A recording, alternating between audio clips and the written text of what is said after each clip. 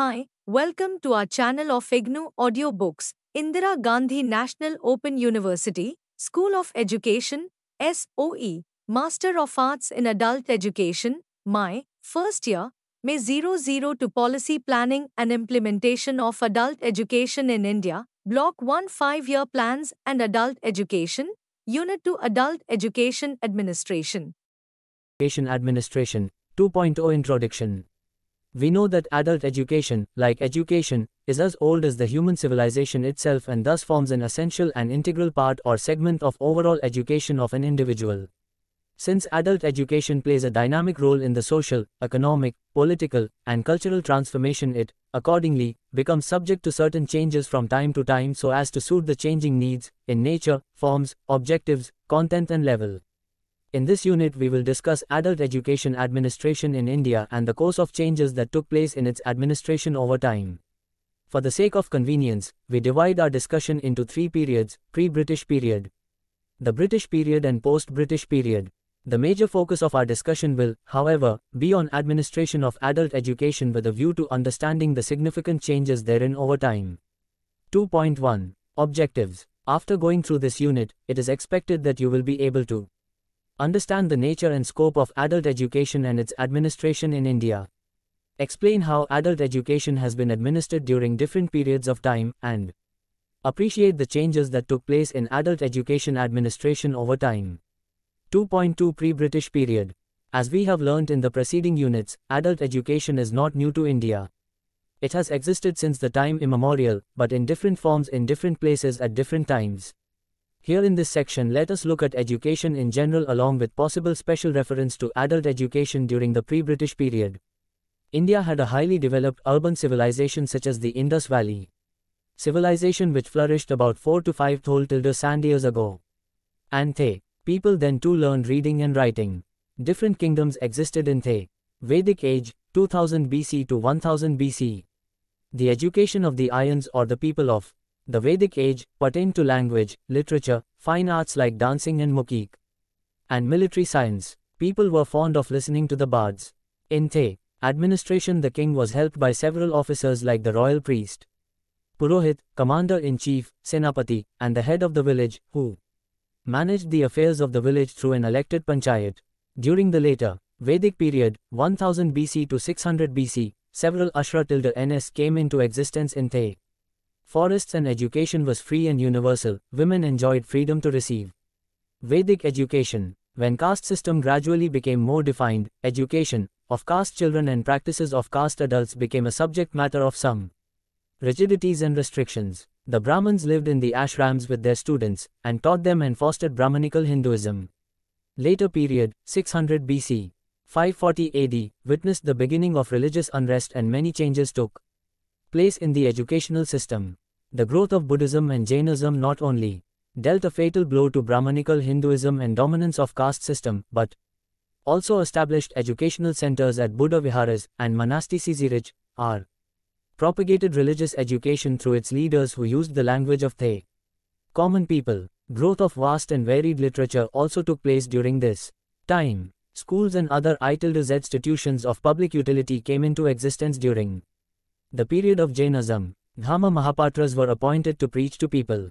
Inscriptions of Buddhist principles on stone became popular, and education was widespread. Subsequently, education progressed very well with even foreign students coming to learn at universities at Nalanda, Taxila, Sarnath, Ujjain, etc. Sen. et al. 1984. Datta, 1966, p.4 and 1986, p.12, points out, Gurukulas, ashrams, maths, Pathasalas, Muktabas and Madrasas were the educational centers not only for children and adolescents but also for adults, the rich and the poor, the king and the commoner, who could turn to the guru, teacher, for guidance and advice, and for getting the kind of education they needed. Whereas, S.C. Mahanti, 1991, page 145, J. Mahanti, 1991, and Patti, 1989, mention that adult education had existed through the medium of social and religious institutions like the Daskatiya, Jatra, Swango, Gopatipuo Nachas, Ramlilas, Bhagabat Tangis, Kirtans, Kathakas, theatres, dramas, dances, village markets, assemblies and so on. Besides these, Meetings, learned discourses, debates, conferences, fairs, festivals. Cultural programs, stories, poems, folk songs, culture, bibliographical anecdotes, etc. were also the means of adult education. Here what we need to notice is that there are many other forms. All the forms had their local significance and popularity in different places at different times. Historically, Indian education has been elitist. Traditional Hindu education was tailored to the needs of Brahman boys who were taught to read and write by a Brahman teacher. See http www.indianchild.com/education-society-india.h. Broadly, the aims of education included infusion of piety and religiousness, formation of character, development of personality, stress on social duties, promotion of social efficiency and happiness, and preservation, spread and transfer of culture. A section of Brahman community was always available to sacrifice its life and talents in order to ensure preservation of the sacred texts. Theirs was a lifelong and almost a tragic devotion to the cause of learning. Secular benefits they could expect were a few and not at all commensurate with education. The labor involved. Remaining sections of the Brahman community were fostering the studies of different branches of liberal education, like grammar, literature, poetics, law, philosophy and logic. They were not only preserving the knowledge of the ancients in these branches, but constantly increasing its boundaries by their own contributions, which were then handed down to the medieval times. Specialization became a natural consequence of this tendency, and it tended to make education deep rather than broad. Though ancient Indians held that all should normally receive the benefits of education, they have also laid down that persons who were morally and intellectually unfit to receive it should be excluded from its benefit. But they were convinced that no good results would follow if education is begun late in life.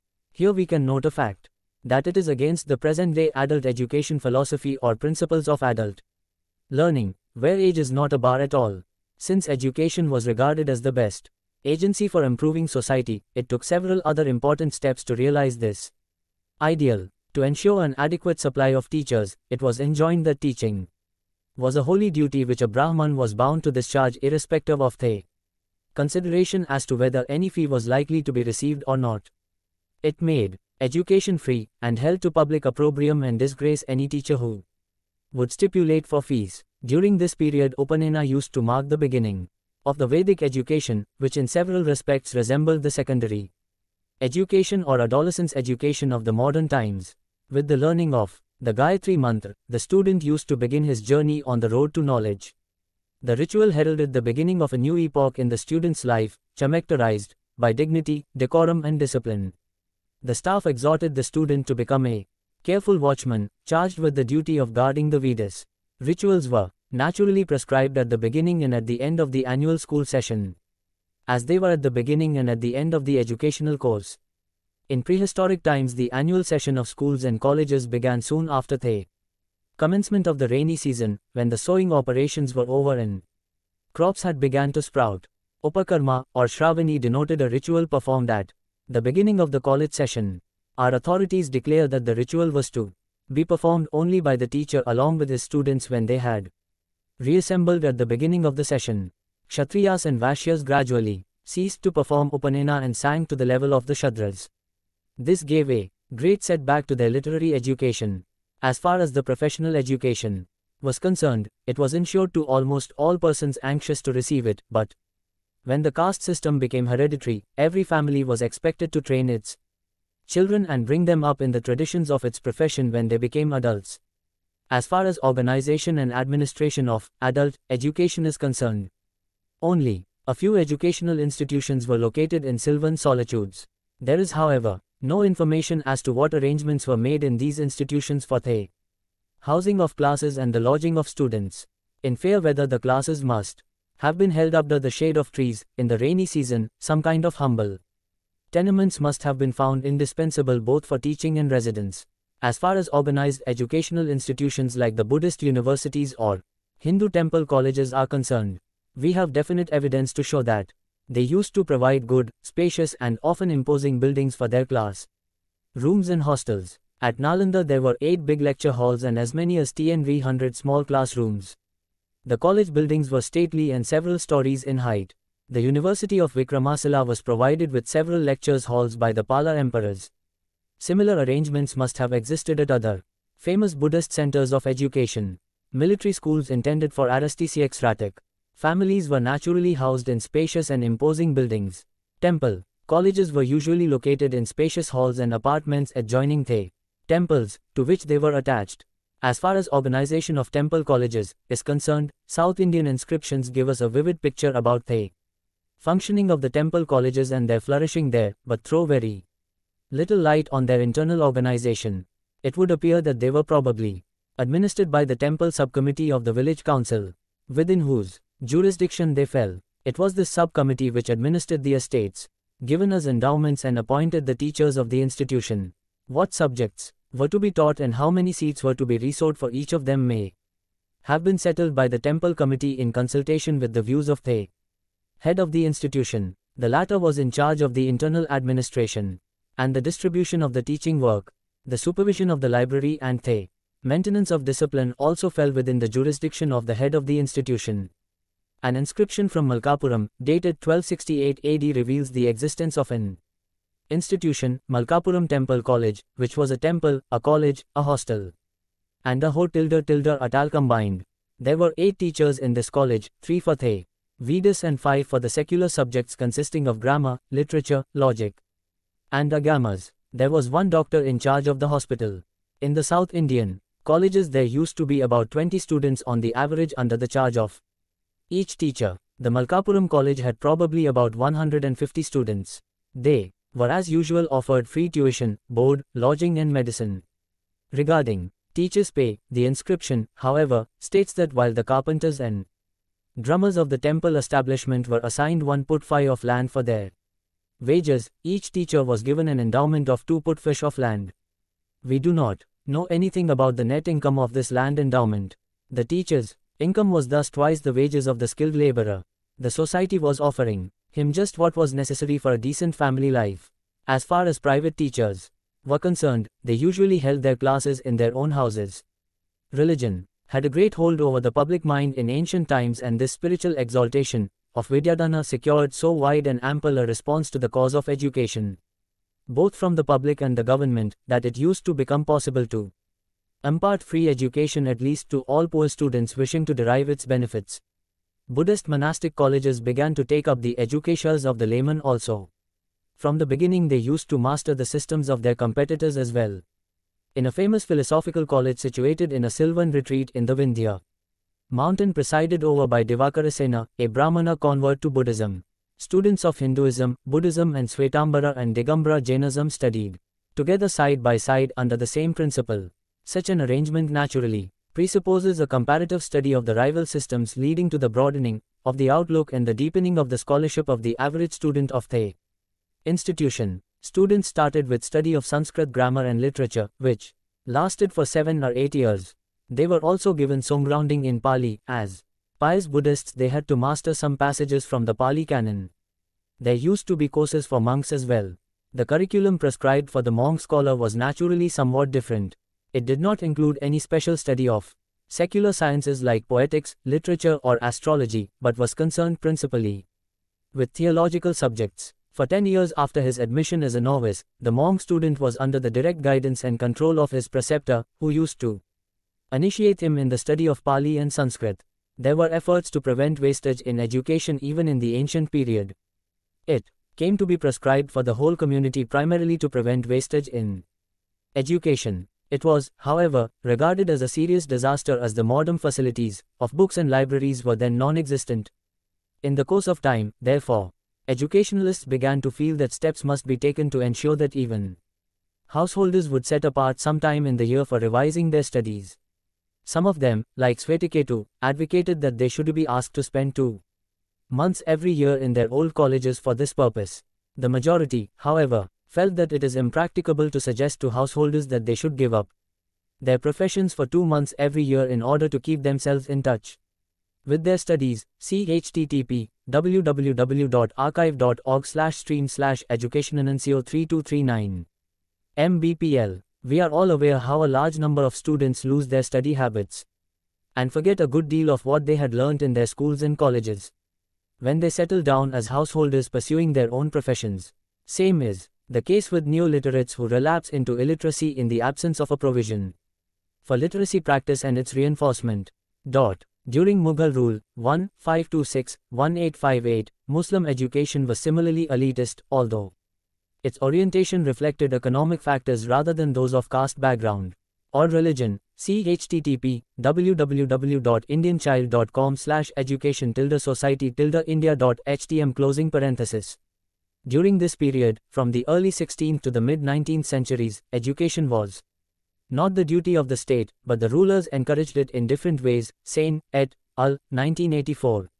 The report of the Bengal Provincial Committee, Education Commission, 1882, observes, the Mohammedan conquest proved disastrous to all indigenous educational institutions. The proprietary rights in land changed hands. The language of the court was changed. Indigenous learning lost most of its support, and after that classes had settled down, the well-to-do classes of the Hindus took gradually to the cultivation of foreign language, literature and manners. The tolls were more and more deserted and left to only those who wanted to learn the Hindu rituals.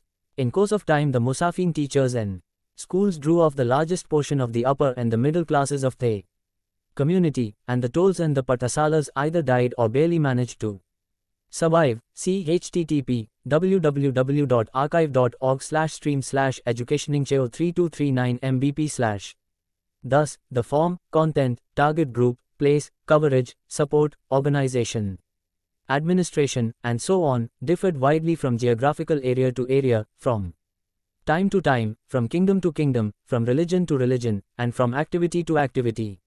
We understand and recognize that the adult education activities were, often, basically intended to promote the knowledge of social, religious, historical, political, medical, fine arts and literary events and aspects.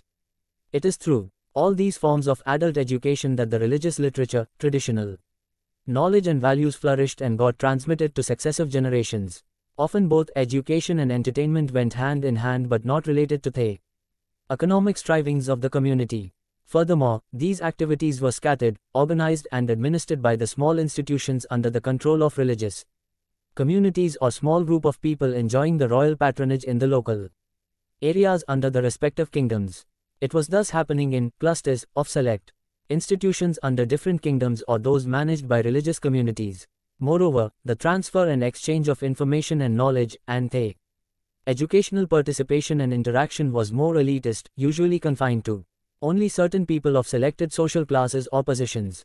Thus, the forms, content, organization and administration of adult education during this period varied widely. 2.3 The British period. IODITLT Education Administration. We all are aware of some fact or detail about the entry of the British, their gradual control over the country and their exit from India. During their period, the British employed the strategy of emotional and intellectual colonization in India to consolidate their political control over the country. But the cunning colonial government selected the education system as the instrument for hitting its targets. Under British Company and Crown Rule, 1757 to 1947, official education policies reinforced the pre-existing elitist tendencies of South Asian education by tying entrance and advancement in government service to formal academic education. Colonial rule contributed to the legacy of an education system geared to preserving the position and prerogatives of the more privileged. Education served as a gatekeeper, permitting an avenue of upward mobility to those few able to muster sufficient resources. Even the efforts of the nationalistic Indian National Congress faltered in the face of the entrenched interests defending the existing system of education. Early in the 1900s, the Congress called for national education, placing an emphasis on technical and vocational training. In 1920 the Congress initiated a boycott of government-aided and government-controlled schools. It founded several national schools and colleges, but to little avail. The rewards of British-style education were so great that the boycott was largely ignored, and the Congress schools temporarily disappeared. See http www.indianchild.com/Education Society India. HTM. Through the Charter of 1833, English was announced to be the official language. The formulation of Macaulay's Minute in February 1835 wore the mask of general welfare, broadcast under the banner of educational advancement, and recommended the advent of Western learning as beneficial and superior to Oriental.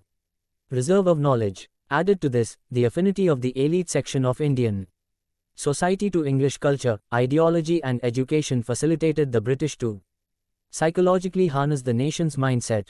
Literally, the British wanted the malleable Indians to learn, speak and breathe English and become shadows of Englishmen. They wanted to generate such a class of the clerks who could act as interpreters between the British and the millions of the Indian populace, whom they governed. The British decided to feel the pulse of the nation, through the effective medium of an English-educated serviceman's class. The colonial master understood the urgency for a uniform and proper administration throughout the colonial empire, spawned with the emergence of a class of clerks and translators for handling the administrative affairs. They wanted this class of persons to be Indian in blood and color, but English in taste, opinions, words and intellect. They were aware that the colonized Indians could be not only inexpensive but also efficient labor through which they dreamed of breeding an economically flourishing colony, generating enormous wealth. Accordingly, they saw the success of their plan through the westernized education because the recruitment of Indian brains in the junior posts of British administration reaped in the rich harvest of government income. Nevertheless, the real compensation to the nation came indeed through the Western educated truck intellectual native Indians. The native reformists performed the feat of pioneering the English education for the real benefit or advantage of the Indian society. They were imbibed in the illumination of Western learning, while preserving simultaneously the inherent Indianness associated with them. Their exposure to the rational attitude of the Western philosophy, the ideology championing the rights to liberty, equality and fraternity, and the scientific inventions and theories invited the dawn of consciousness on them. They utilized the Western scientific, rational and intellectual thought to complement the Oriental sense of respect for tradition and culture, and the cohesive pro-life force innate in Hinduism. They aimed at cleansing the Hindu religion and society, which by then had become polluted with harmful, blind and meaningless superstitions and customs such as sati, and brought in innovated modern and liberal modifications, like widow remarriage, amongst other things. To augment the efforts of the British government, the Christian missionaries marched forward to plant the flag of British imperialism in India, under the humanistic camouflage of educational campaigns. Their target was the elite Indian section of the society. It was so, because many prestigious families were enamored of the newness of English education. Female education, however, did not rise to that much of prominence, as it should have. No matter how publicly the British tried to advertise the importance of the growing woman question, dealing with the rights of females, the actual scenario was very different. Still, one cannot deny the role of the unmarried female missionaries who crowded to India to elevate the status of the downtrodden women and children.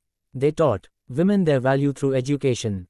Their way of imparting education was through narration of stories in the domestic space of the households. Women learned the art of needlework, not only for daily family use, but also for earning a livelihood. Christian missionaries very wittily manipulated the adult Indian women to embrace Christianity. However, success was very limited. The reason was that women were dominated by the males who were the lawmakers. Yet, the wave of Western education did not die away. There was also the native glory given by native intellectual reformists by way of opening separate schools to boost up female education. However, British India got its final platform for the spread of Western education when the Woods Dispatch was structured in 1854. The dispatch promised to provide grant in aid for the amelioration of the private educational institutes, which had led to competition, in terms of performance, between indigenous educational institutions and the missionary schools and colleges. The strife for superiority continued. James Long, the noble British, together with the missionary organizations, kept alive the zeal for dissipating education among the masses. Finally, the Hunter Education Commission, 1885, officially sanctified their resolution to attain mass education. It is worth realizing the truth that the British might have credited themselves as harbingers of Western education in India, but then all their efforts would have been in vain had they brilliant Indian intellectuals not been able to capture its essence. The Indians had the radiance of merit to not only cope with Western learning but also increase its treasure with their precious literary contributions and scientific inventions. Today, it is the Indians who rule the domain of global science, a field of knowledge which was once the prerogative of the Westerners. During the British period, beyond any doubt, adult education became more popular in the larger context of the British attempting to retain their power and reign over India through an English-educated class of clerks on the one hand, and on the other, the freedom fighters and indigenous intellectual reformers, attempting to thwart the British designs to the advantage of the nation. The result is, adult education as a part of general education assumed greater significance in the policies and programs of the British government for generating and promoting English light rattle educated clerks for facilitating their administrative affairs. At the same time, the diverse political groups, freedom fighters and social reformers with different strategies tried to reach the masses through local languages and indigenous system of education. The night schools, literacy centers for adult illiterates, JA, schools for teaching literacy to prisoners and circulating libraries for the literate and educated public came into existence in different princely states as well as in the provinces. Upsurge of political parties, various organizations and agencies, freedom fighters and national thinkers, and different movements, freedom movement, cooperative movement, Khadi Andolan, reforms movement for removal of social evils including untouchability, etc., added dynamism to the efforts of adult education by providing incentive, impetus, and fill up to the activities related to promotion of literacy and generation of awareness among the populace for encouraging revolt against the British. Their collective efforts through the respective vernacular or local languages became big mass movements and acquired national dimension in various forms. The dominant features such as illiteracy, poverty, ignorance, famines and diseases of then India and the growing movements for public awareness and revolt had become a night MDE for the British. The British rulers, aided by the missionaries working in India and the Indian administrative Babas, were also determined to dilute all kinds of educational and other movements against its rule by hook or by crook. Thus, the aims, objectives and functions of adult education programs and activities of the British and the Indian leadership were almost a total contrast. There was parallel administration of respective policies and movements, one by Indians to mobilize the general populace against the British rule and the other, by the British to mitigate its Indian servant community such as the bureaucrats and other beneficiaries, to help the British perpetuate their rule by diluting these movements. As a result, there were several setbacks to both sides of the administration and organization, in terms of lack of cooperation and coordination at local and regional levels, amongst other things, at different times, in different ways due to their mutually opposing policies and approaches. Towards the end of the British rule, during 1937–39, when the Congress ministries were in power in most of the provinces, the adult literacy program achieved premium and a provincial mass literacy committee, PMLC, consisting of official and non-official members with the education minister as its chairman was formed. In 1938, suitable learning materials were developed and libraries were set up to support the literacy centers. Central Advisory Board of Education, CABE, in its fourth meeting in 1938, set up an adult education committee under the chairmanship of Dr. Syed Mahmood, the erstwhile education minister of Bihar, to consider the problem of adult education on all India basis. The committee in its report submitted to CABE in 1939, C. Shah, 1999, pp.49–58, not only emphasized the adult literacy program, but also recommended training of literacy teachers, motivation of adults, use of audiovisual aids, special efforts for retention of literacy and continuing education.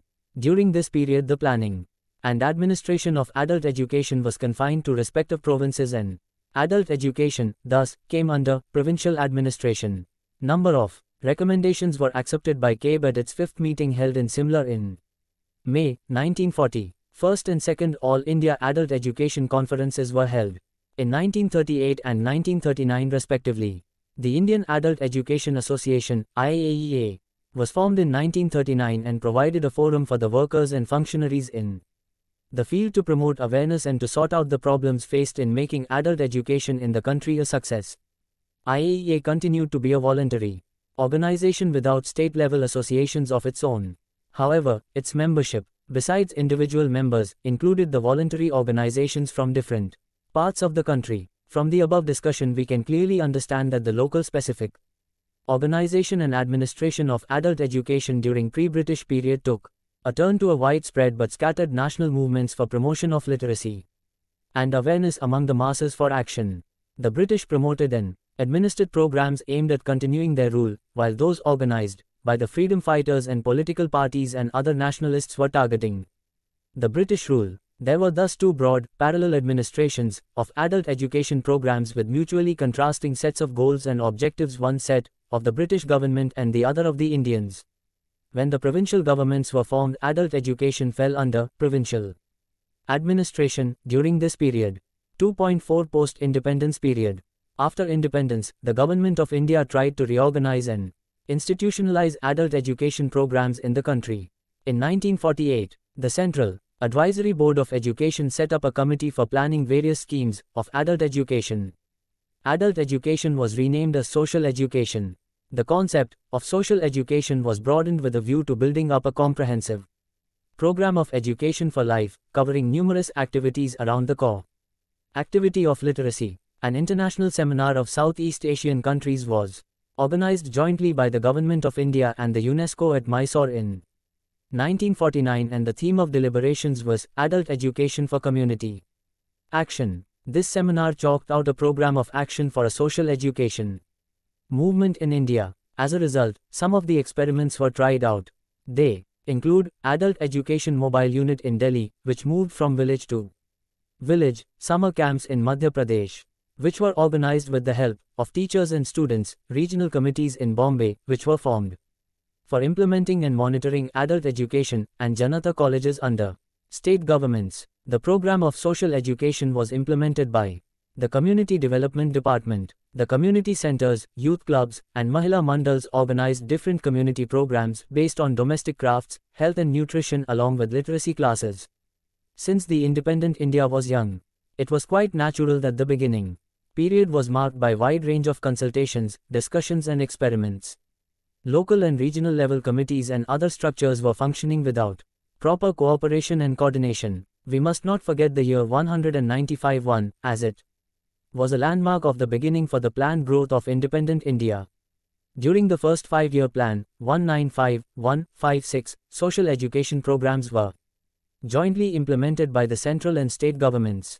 At the national level, the Ministry of Education and the Ministry of Community Development shared the responsibility of planning and monitoring the social education programs. In the Union Ministry itself, a section of basic and social education was created.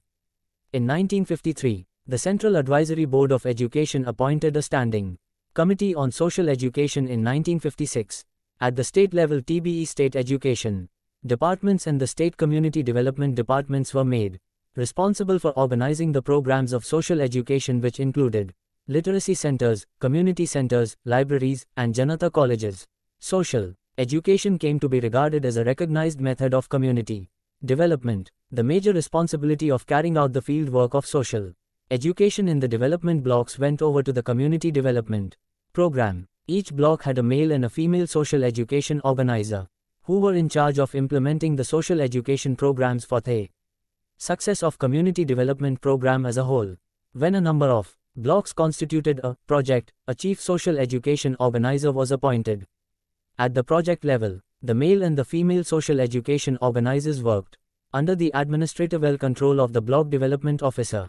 Social education organizers' training centers were set up for providing comprehensive training to the social education functionaries working at project, block and village level. At the end of first plan, a scheme for the appointment of district social education of GHS was introduced to provide a link between the social education organizers in the development blocks and the Department of Education in the states and union territories. The Department of Education continued social education and literacy work in such areas as were not covered by the Community Development Program. Lakshmi Reddy, 2000, p.42.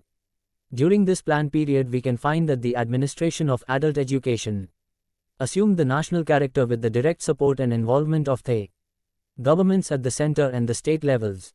There was a planned effort made to streamline the administration of adult education at different levels. In brief, the administration of adult education then was as follows. National level, the Ministry of Education and the Ministry of Community Development. State level, the Department of Education and the Department of Community Development. Project level, Chief Social Education Officer. Block level, Block Development Officer and Social Education Organizers. During the period of second five-year plan, 1956 to 61, we noticed that there were efforts to involve more ministries, departments and other organizations, thereby enhancing the base for wider participation of the community. Thus, in addition to the Ministry of Education and the state education departments, social education was undertaken by other government departments and voluntary agencies. The Ministries of Community Development, Labor and Defense had started separate programs. The Central Social Welfare Board and Central Board of Workers' Education also organized programs for education of men and women. The Union Ministry of Education, with the assistance of UNESCO and the Technical Cooperation Mission of the USA, established the National Fundamental Education Center, NFEC, in 1956 to discharge the functions of training, orientation, evaluation and research, material production, clearinghouse activities, etc., in the field of social education. It was the precursor of the present Directorate of Adult Education, Agarwal. 1989, p.79. In the third five-year plan, 1961 to 66, in order to make adult education more effective, an attempt was made to integrate literacy with functional training of adults. Besides continuing the schemes started in the second plan, new schemes and projects were launched during this period. They included Janata colleges, community centers, farmers' clubs, and Mahila Sarnitis. The teachers, students, and educated persons of the community offered their service on voluntary basis. The library scheme was strengthened. State and district libraries were set up. The Jaipur University started the Adult Education Department to provide facilities for higher learning of adults. Indian Adult Education Association conducted a number of seminars. The All India Radio started broadcasting programs for villages from 30 stations. Due to the Chinese aggression during the third plan, the Government of India could not lay out the sketch of fourth five-year plan. So, there were annual plans, 1966 to 60, for subsequent 3 years. The salient feature of adult education program during this period was the introduction of Farmers' Functional Literacy Project, FFLP, in 1968 by the Government of India. This was an attempt made to link education with development, particularly for increasing production. The project was jointly implemented by the Ministries of Agriculture, Education, and Information and Broadcasting with direct responsibility for the components of farmers' training, functional literacy and farm broadcasting respectively, PATI. 1989, p.20. The different schemes of adult education launched during the fourth five-year plan, 1969 to 74, included Farmers 7 Education and Functional Literacy, Assistance to Voluntary Organizations, Workers' Social Education Institutes, National Board of Adult Education, Directorate of Adult Education, Production and Development of Literature for Neo-Literates and Grant in Aid to Polyvalent Centers. The Interministerial Coordination Committee at the national level consisting of the representatives of participating ministries and other technical agencies, coordinating the work of the three ministries, reviewed the progress of the joint project periodically and provided guidelines for future course of action. Coordination at the state level was achieved through the Interdepartmental Coordination Committee set up at the state level. Similar coordination links at the district, block and village level were established by the formation of district level, block level and in some cases even village level coordination committees. Datta, 1986, pp.92 to 93. At the state level, State Education Department implemented the program. At the district level, the District Education Officer or the District Social Education Officer was overall charge of the program ADID. He lent support to the whole-time Functional Literacy Project Officer in the day-to-day implementation of the program and other allied fields such as libraries, reading materials, training of adult education personnel, etc. Mahanti, SC 1991.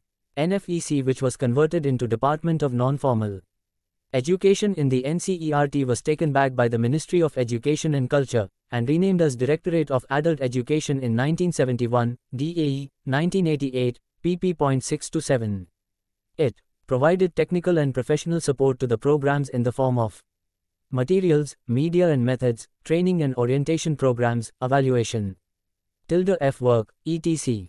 The National Board of Adult Education, NBAE, was established in 1970. This board aimed at coordinating the programs of adult education between the different state governments and the central government on the one hand and among the different ministries of Government of India on the other. Universities started playing their role in adult education. The University Adult Education Association (UAEA) was established in 1966, which later came to be called Indian University Association for Continuing Education (IUACE). In 1970, helped the university departments to take up pilot projects, to conduct research and to organize extension and extramural lectures. Besides these, special efforts were made for production of suitable literature for neo-literates. We can, thus, notice that the significant development in administration of adult education during this plan was the formation of coordination committees at different levels for effective implementation of the program, besides establishment of different structures for providing technical, resource, professional and research support to adult education. Further, the responsibility of administration was stretched beyond one ministry, and interministerial and interdepartmental coordination committees came into existence. The fifth five-year plan, 1974-79, came to an early end by 1 year in 1977-78, instead of in 1978-79. This was due to the change of the ruling party at the central level. During 1975-76, a new project, Non-Formal Education Program, NFEP, FA, the age group 15 to 35 years, was launched for providing education relating to young people's needs, aspirations and local conditions. The term, adult education, or social education, was replaced by adult literacy in the plan document, which we can clearly see as a retrogressive step, as the term itself is very narrow in its concept and coverage. Annual plans were implemented for the years 1978-79 and 1979-80 by the then Janata government at the center. Satisfied with the progress of adult education, the government chalked out a new program and launched it in the name of National Adult Education Program, NAEP, on the 2nd of October 1978 with the triple components of literacy, functionality and awareness for adults. This was the most significant, comprehensive and the first national-level organized effort made by the government in the field of adult education. Though there were some administrative structures earlier at different levels, state, district and block, created during previous plans with considerable care and imagination, over the years, either they had become disintegrated or lacked vitality in almost all the states. It was felt that the program of the size of the NAEP could not be implemented without adequate administrative machinery. Hence, utmost attention was paid to designing of administrative structures with stress on adequacy of the structures, and on proper selection and training of the personnel. Administrati or CARAT was based on the principles of decentralization and autonomy to the field functionaries. Thus, the decentralized administration with greater autonomy was the distinguishing character of NAEP. At the national level, the National Board of Adult Education was reconstituted in August 1977. Its membership included ministries of central government, a minister dealing with adult education from each of the regions of the country, heads of organizations such as the University Grants Commissions, Central Social Welfare Board, Khadi and Village Industries Commission, Federation of Indian Chambers of Commerce and Industry, Indian Adult Education Association, and a number of other non-official and field workers. The board had set up the following committees to attend to specific tasks: GOI, 1979, p.26. A. Committee on Preparatory Action, since wound up in the beginning itself. B. Committee on Motivation. C. Committee on Voluntary Organizations. D. Committee on Post-Literacy and Follow-up Programs. A. Committee on Evaluation. The board had given serious consideration to the various aspects of the NAEF. Practically all important decisions since the establishment of the board had been taken in consultation with it. The board had by and large appreciated the conceptual position and the operational outline of the NAEP. The board had, however, expressed concern about insufficient commitment to the program, particularly about involvement of voluntary agencies in a number of states. It had also cautioned that unless vigilance is maintained, the NAEP could become a literacy drive, and the components of functional development and awareness building could get comparatively neglected. The overall responsibility for administration of the NAEP rested with the Ministry of Education. Besides providing a secretariat to NBAE, the ministry was dealing with various interministerial matters and generally overseeing the implementation of the program in the states. The schemes of assistance to voluntary agencies and of Shramik Vidyapeeths were directly administered by the ministry. The Rural Functional Literacy Projects, RFLPs, under which central assistance was provided to each district of all the states, as well as the schemes of strengthening of administrative setup were implemented through state governments. Apart from the Ministry of Education, other ministries and departments of government of India had also taken positive steps for linkages of their programs and activities with the NAEP. At the state level, full-fledged directorates of adult education were set up in some states, while in the remaining states the State Adult Education Officer was made a part of the Directorate of Education, the Directorate of Social Welfare in Madhya Pradesh. In some of these states, senior officials were put in charge of adult education, with necessary supporting staff. In all states and union territories, state boards of adult education as well as steering committees were set up. The state boards were headed by the Chief Minister or the Education Minister and included ministers or secretaries of the various development departments and a number of non-officials. Steering committees provided means to overcome problems of coordination and attempted to ensure that bottlenecks did not occur. At the district level, the collector, chief education officer in states like Maharashtra and Gujarat, was responsible for steering of the program. He was to function on the advice of the District Adult Education Board, DAEB, the membership of which included district-level development officers, LS, educationists, teachers, representatives, persons connected with voluntary agencies, etc. The District Adult Education Officer was the member secretary of the District Adult Education Board. The District Adult Education Officer as the head of the District Adult Education Unit had three types of functions: assisting the District Collector in arranging coordination of various promotional activities, overseeing and monitoring program implementation by the various agencies in general, and functioning as the coordinator of the District Resource Unit, DRU. In this capacity he had to arrange necessary technical support, particularly in regard to training of the personnel of the various projected agencies of the district. One of the important innovations introduced in NAEP was the project approach.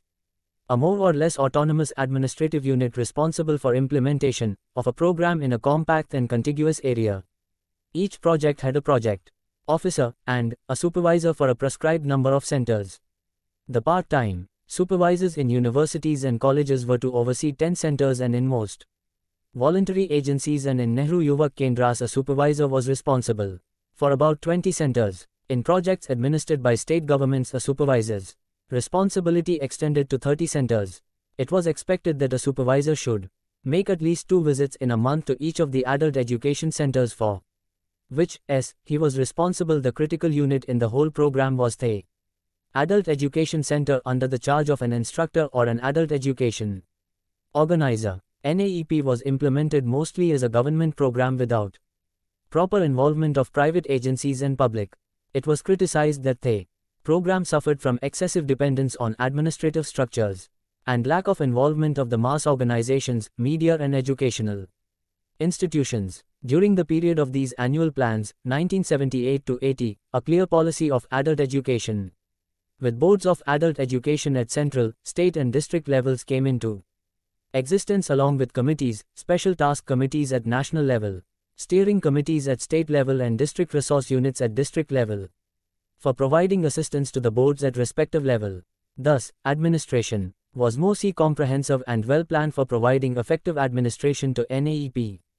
Again, there was a change in the government at the central level in 1980. During 6th Five-Year Plan, 1980 to 85, an attempt was made to review NAEP. Based on the report of Kothari Committee, emphasis was laid on minimum essential education for all citizens. Technical literacy was used as an important instrumental skill for the age group 15 to 35 years. Support through a network of rural libraries, as well as instructional programs through mass communication media were taken up, particularly after the INSAT was launched. Adult education had been included as part of the Minimum Needs Program. During the 7th Five-Year Plan, 1985 to 90, an epoch-making development was evident in the field of education in general and adult education in particular. The Challenge of Education, a Policy Perspective, a document published by the Ministry of Education, GOI, 1985, provided the basic data and information for nationwide deliberation and for evolving the National Policy on Education. NPE. NPE emphasized the importance of adult education, especially in the context of public participation in national development programs. The Program of Action, POA, 1986 envisaged a new National Program of Adult Education, NPAE. The following main features of the Implementation Strategy, GOI. 1986, pp. 13132. A. Reorganization of existing programs to introduce flexibility and other measures for greater effectiveness. B. Application of science and technology and pedagogical research for improving the pace and content of learning. C. Establishing linkages between adult education and developmental programs. D. Launching of mass functional literacy programs. A multidimensional program of continuing education as the instrument for moving towards a learning society. F. Creation of dynamic management structures to cope with the envisaged targets. G. A distinct slant in favor of women's equality and taking of all measures in pursuance of this resolve. The Government of India launched a national literacy mission, fixing, in particular, the goal of making 80 million illiterates in the age group of 15 to 35 years literate by 1995.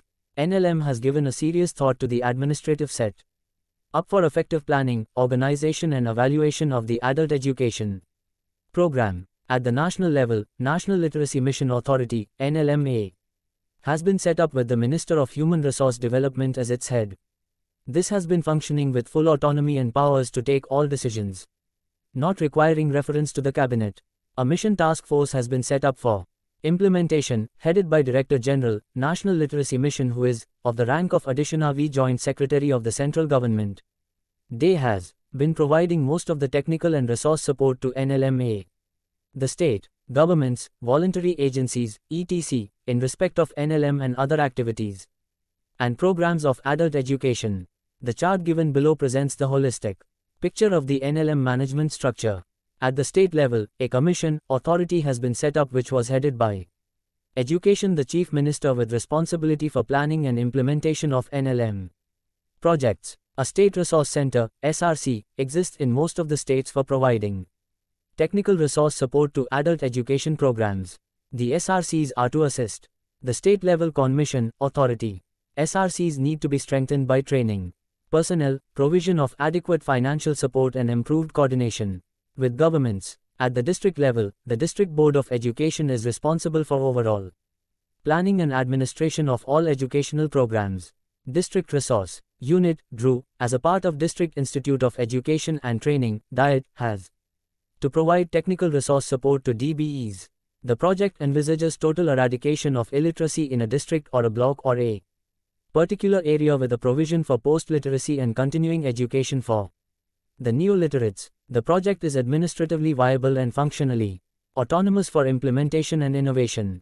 The projects are implemented by various agencies like state governments, voluntary agencies, Panchayati Raj institutions, Nehru Yuvak Kendras, Zilla Saksharata Samitis, etc. But, total literacy campaigns, TLCs, implemented by Zilla Saksharata Samitis, with the district as a unit for the literacy project, have become more popular than the others. Reflection. You have understood different changes that have taken place in administration of adult education. With your understanding of these changes, do you think that there should have been better components in the organizational structure and administration of adult education in India during the post-independence period? If yes, write down what kind of suggestions you have or structure you contemplate. Compare it with the management structure given above, and identify the possible improvements and disadvantages that you think will make a functional difference, if any, in adult education administration. Reflection. Do you feel the need for change in the composition and/or functions of any authority given above? If yes, at what level? What are the additions, deletions, or other modifications, if any, you want to suggest for enlarging the scope for representation on any authority or its functions? List them out and compare the same with the existing ones for any improvement that you may perceive. In spite of continued and planned efforts over 4 decades, the country could not achieve the goals of universalization of elementary education, UI, and eradication of adult illiteracy, EAI. Yet, the 1991 census results revealed a literacy rate of over 52%, with a higher rate of growth for female literacy. This was highly encouraging, and the country hoped that the broader goal of education for all, EFA, could be achieved by 2000 AD. Incidentally, it received international Recognition at the World Conference on EFA held at Jomtien in March 1990. The government reviewed the National Policy on Education (NPE) in 1990 and envisaged that the Adult Education Program (APE) would cover 6 crores illiterates by 1995.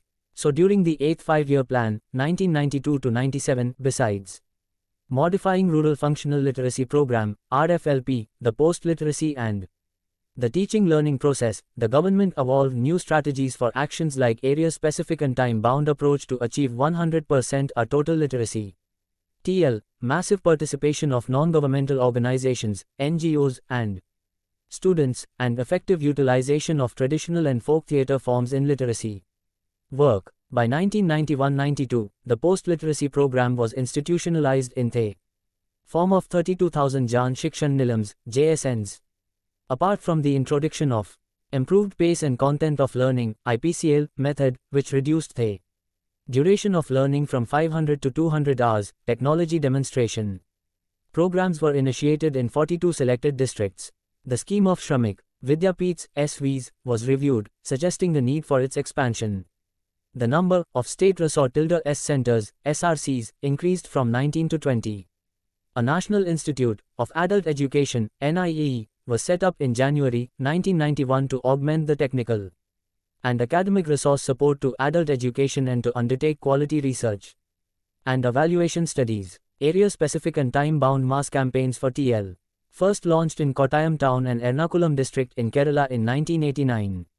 With the active participation of students and voluntary agencies, were extended to other districts. By March 1992, 25 districts had achieved total literacy in the sense of 85% literacy, and TL campaigns were at different stages of progress in 80 districts in Andhra Pradesh, Bihar, Gujarat, Haryana, Himachal Pradesh, Karnataka, Madhya Pradesh, Maharashtra, Orissa, Punjab, Rajasthan, Uttar Pradesh and West Bengal, covering over 3 crore illiterates with the help of about 30 lakh volunteers. Literacy campaigns covered 447 districts, of which 215 were in total literacy campaigns, 173 in post-literacy campaigns and 59 in continuing education phase. District Boards of Education, DBEs, were set up to be the nodal agencies for planning and management of education at the district level, comprising formal education, NFE, and teacher training.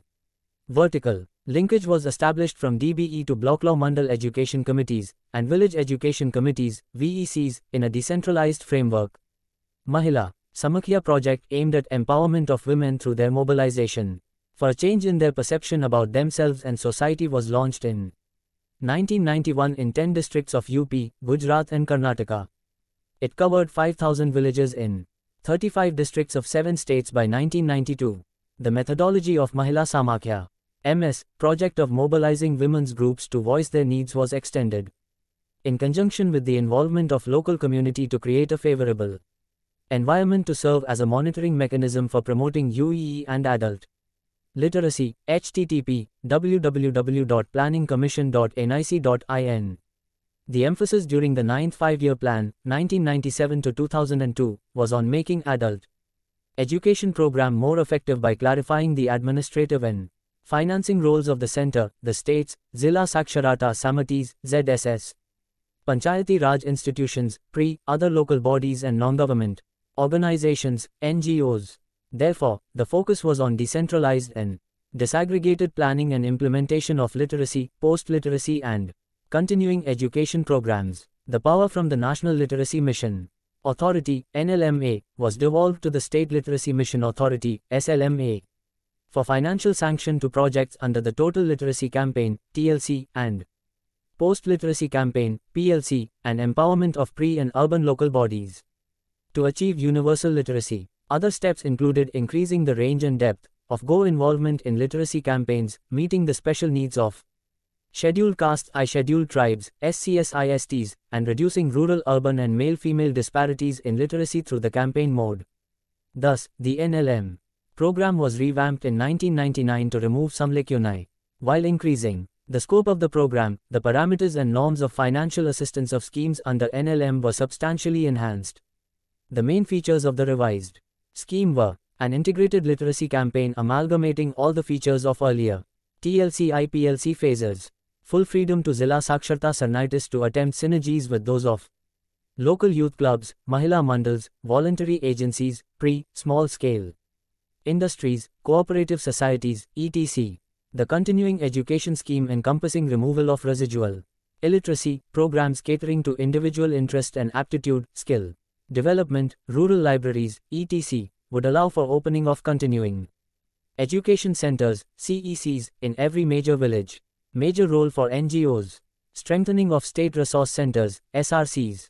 Enlarging the activities of the Jan Shikshan Sansthans, JSS, to enable them to function as repositories of vocational, technical skills both in urban and rural areas. The NLM covered 96.64 million persons under various adult literacy schemes. Up to December 2001, and out of 593 districts in the country, 160 districts were covered under TLC, 264 under PLC, including 30 under the Rural Functional Literacy Program, and 152 under the Continuing Education Program. NLM focused on the task of imparting functional literacy to persons in the 15 to 35 age group and set the medium-term goal for itself, to achieve a sustainable threshold literacy level of 75% by 2005. The funding pattern of literacy campaigns is 2:1 shared between the center and the state government for normal districts. In the case of districts under the Tribal Subplan, TSP, the ratio is 4:1. The per learner cost for 1 year for a TLC and PLP has been revised upward to 90 rupees.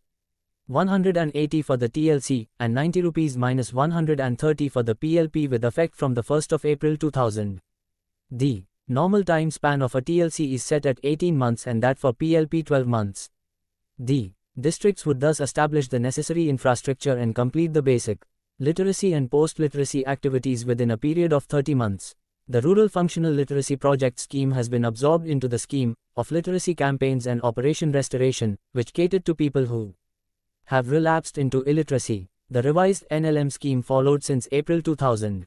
Envisaged the new approach of the integration of the activities of basic teaching learning with post-literacy activities to ensure a smooth transition from TLC to post-literacy programs, PLP.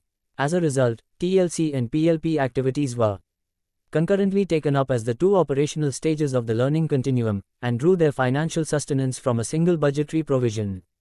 Under the Continuing Education Scheme, the main thrust was given to setting up Continuing Education Centers, CECs, and Nodal Continuing Education Centers, NCECs, which functioned as focal points for providing learning opportunities and facilities such as library, reading room, learning centers, sports centers, cultural centers and other programs catering to individual aptitude. In line with the existing guidelines, each CEC is expected to serve a population of 2,000 to 2,500. With the norm being relaxed in sparsely populated areas. One NCEC is set up for a cluster of 8 to 10 CECs to oversee and monitor their activities. See Unit 1 Current Adult Education Policy and Programs, an overview. During the 10th Five-Year Plan, 2002-07, the National Literacy Mission continued in place with clear focus and medium-term goals. The 10th Plan targets for adult education were to achieve full literacy, i.e., a sustainable threshold level of 75% by 2005, to cover all left-over districts by 2003-2004. To remove residual illiteracy in the existing districts by 2004-05. To complete post-literacy campaign in all districts. To launch continuing education programs in 100 districts by the end of the plan period. For the development of innovative programs, the assistance of NGOs, SRCs, Jan Shikshan Sansthans, and other local bodies was solicited. There was greater decentralization of administrative and managerial activities of NLM to SLMAs. Under Continuing Education Program, priority continued to be on identification and setting up of CECs and NCECs, identification of reading rooms and libraries, and the acquisition of audiovisual material and other infrastructural facilities. The 11th Five-Year Plan, 2007-2012, has placed the highest priority on education as a central instrument for achieving rapid and inclusive growth. It presents a comprehensive strategy for strengthening the education sector covering all segments of the education pyramid. The emphasis is on revamping of NLM programs with the targets such as achieving 80% literacy rate, reduction of gender gap in literacy to low %, reduction of regional, social, and gender disparities, and extending the coverage of NLM programs to 35 age group, among others. In order to consolidate the gains of the efforts of Literacy for All, LFA, and Education for All, EFA, there is a commitment to strengthen the existing administration of adult education at all levels by all means. A mission for secondary education is also considered essential to move forward in establishing a knowledge society. 2.5 Summary. In this unit we have learned that there was a clustered and scattered administration of adult education during pre-British period. Then during early British period, the administration of adult education became a subject of colonial rule. During later British period there was parallel administration of two streams of adult education activities. One stream formed part of government policy of the British, and the other formed part of the national movement for freedom from the British rule. Adult education during this period was marked by multiple aims and objectives with involvement of diverse organizations and different leaders at national, regional and local levels, and by lack of effective cooperation and coordination at different levels. Towards the end of the British rule it was a subject of provincial administration under the provincial governments. During the post-independence period, under the 5-year plans and annual plans there were adequate efforts for streamlining adult education administration. Establishment of interministerial and interdepartmental coordination committees was the significant development during 4th 5-year plan. When NAEP, the first national program of its kind, was launched, the administration took the shape of highly structured and decentralized administration, with some amount of autonomy at each level. Each project under NAEP had become more or less an autonomous administrative unit. Subsequently, during the period of National Literacy Mission, different authorities, boards, committees, etc. were established and the administration became more comprehensive and well-planned. For effective administration of adult education programs at different levels, significant developments in the administration of adult education program under NLM over the years gradually paved the way for viable administration, with full functional autonomy and resource support at the state and district level to plan, implement, coordinate, integrate, monitor, evaluate and review diverse programs and activities of adult education. To sum up, in this unit, we have discussed thoroughly diverse changes that took place in forms and programs and administration of adult education during the pre-British, the British and the post-British periods in India. We have also noticed how the socio-economic and political developments at the national level have impacted the nature and character of administration of adult education programs. Thank you for watching. We will see you in the next video with the next chapter.